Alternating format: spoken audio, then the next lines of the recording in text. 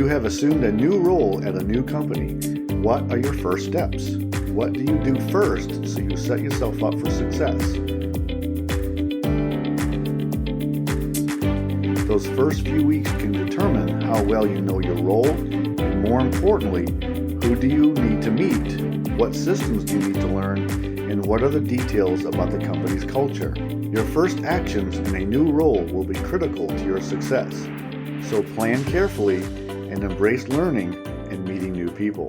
Please enjoy the episode. Welcome to the Finance Leader Podcast, where leadership is bigger than the numbers. I am your host, Stephen McLean. This is the podcast for developing leaders in finance and accounting. Please consider following me on Twitter, Facebook, Instagram, and LinkedIn. My usernames and the links are in this episode's show notes. Also, please join the Facebook group I have for this podcast community. Thank you. This is episode number 74, and I will be talking about what to do in your new role, and I will highlight the following topics. Number 1, embrace onboarding and ask questions. Number 2, learn the culture and live it. Number 3, know your manager's priorities and their manager's priorities. 4, build your internal network. And 5, build credibility immediately and add value. Author Josiah Martin said, "The magic in new beginnings is truly the most powerful of them all." This week, I am talking about what you need to do when you take a new role in a new company. This is a time of new beginnings for you, for your new colleagues, and for your new company. Set yourself up for success from the very first day so you fulfill your potential and grow your experience and skills as you get ready for the next role on your way to accomplishing your long-term goal. I will continue to ask this. How is your goal process going for this year? Are you still focused, or are you facing distractions? Our work will do that, but I want to re-emphasize that your family's needs are not distractions. When you put an event on your calendar, it is not a distraction. It becomes an event you can manage around, so put those family events on your calendar and plan for them. Do the people in your life contribute to your long-term success and happiness? Ensure that those you let in close are contributing positively to your own life plan, including your mindset. Remove people from your life who are a major distraction, who are toxic, who are abusive, and who don't lift you up. They are not worth it.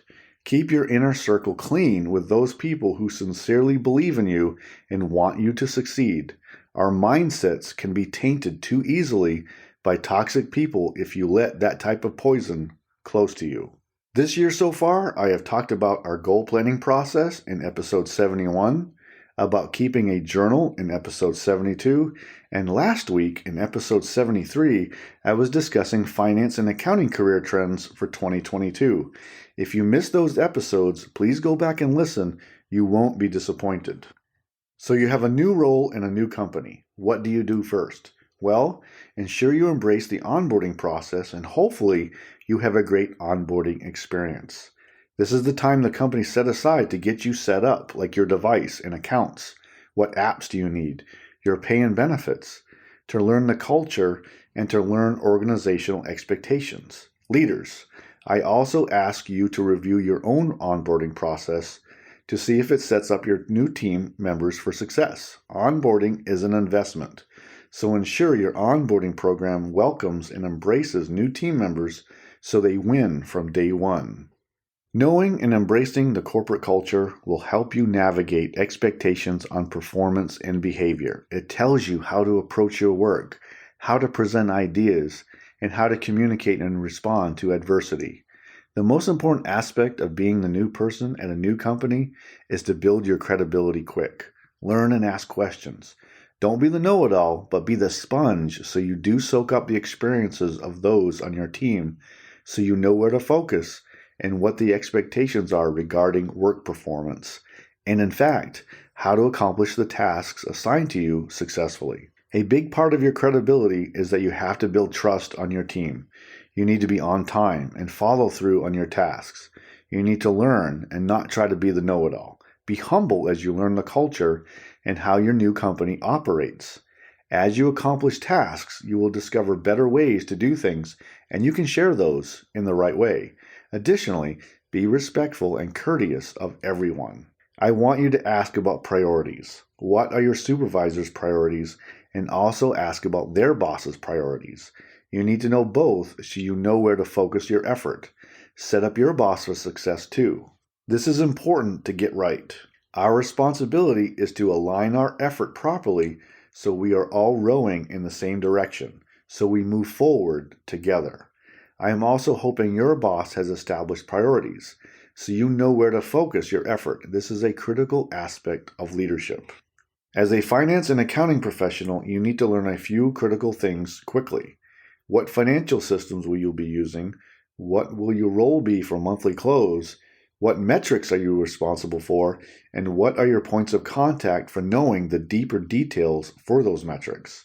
Also, who is the senior leader strategically responsible for the metrics you will be analyzing or accounting for? When you step into a new company, build your professional reputation in the right way.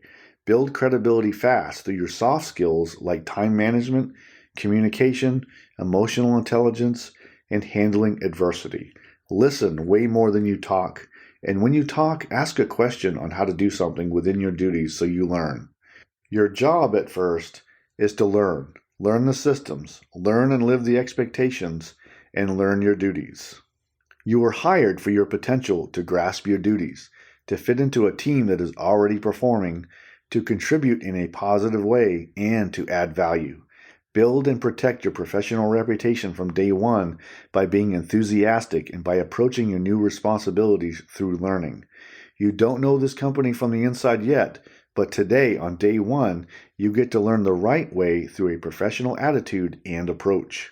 So let's talk about a few areas after you take on a new role in a new company. Number 1, embrace onboarding and ask questions. Your onboarding experience sets you up to begin your work experience. Onboarding is to ensure you have a basic understanding of the company and policies that affect you, like how to apply and use your benefits, your paid time off, how we interact as we work, expectations of behavior and professionalism, and many more topics.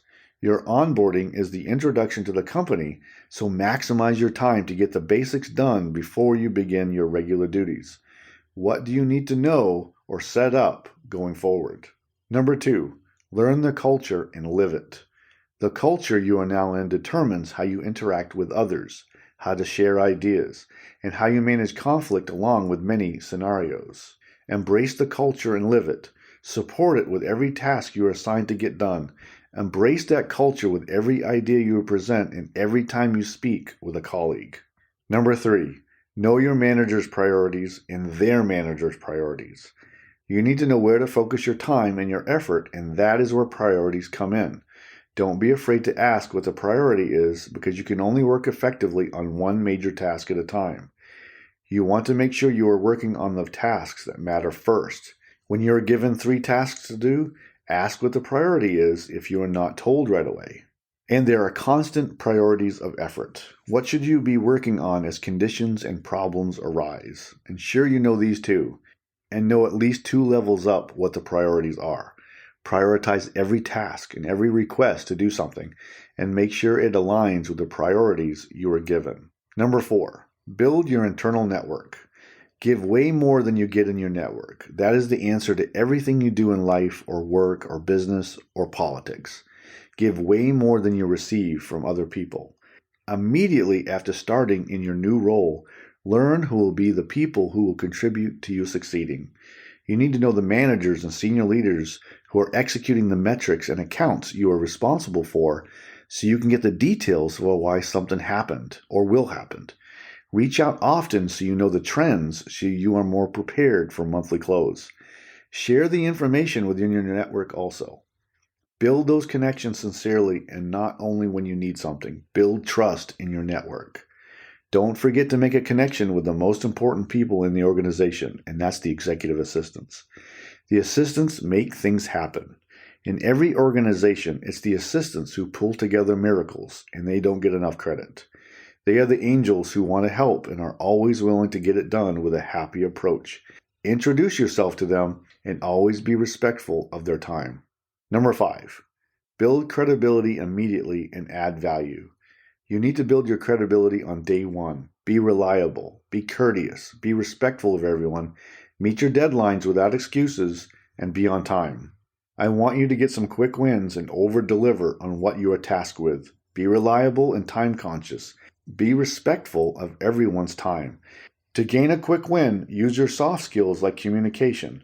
Bridge a gap that you find. That is one of the best ways to add value.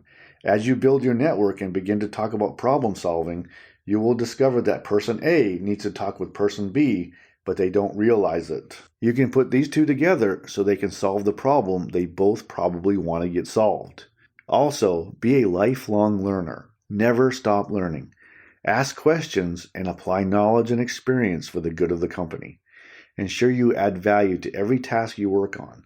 Don't just put together an analysis because it is a task that has to be done, but how can you use that analysis to help a decision maker to make a better decision?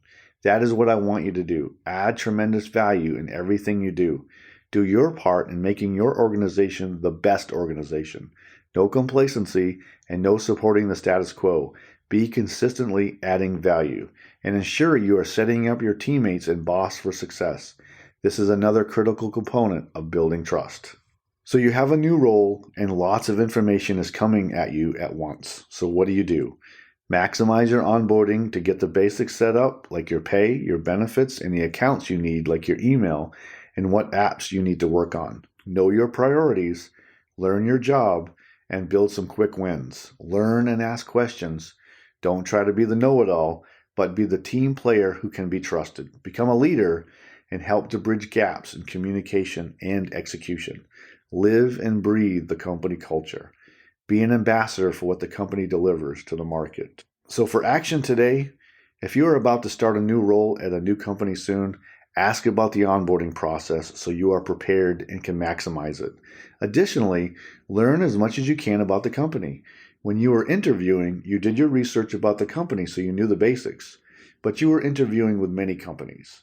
You have the job now, or you are considering an offer with them, so do some more digging into the company's culture, their offerings, their reputation, and how they change the world. This is important as you surround yourself in their culture and become one of them.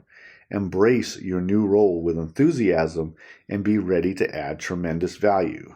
Today, I talked about what to do in a new role in a new company and highlighted the following points. Number 1, embrace onboarding and ask questions. Number 2, learn the culture and live it. Number 3, know your manager's priorities and their manager's priorities. Number 4, build your internal network. And 5, build credibility immediately and add value. As a finance and accounting professional, on day 1 after onboarding, you need to get access to and learning the systems you will be working in. You need to know what you will be responsible for regarding the metrics that you'll be analyzing, reports you will be submitting, and other analysis or accounts you will be responsible for. Plus, one of the most important things you need to know is what you will be responsible for during monthly close. You need to get a monthly close schedule with points of contact and what reports are due and when. Regarding monthly close, ensure you know what data and reports that need to be done before you can perform your analysis or report running. We all know that monthly close is built around a schedule of reporting and it has to be sequenced properly. Who needs to do their job first and correctly before you can run your reports and do your analysis? Find out who that person is. Go meet them as soon as you can.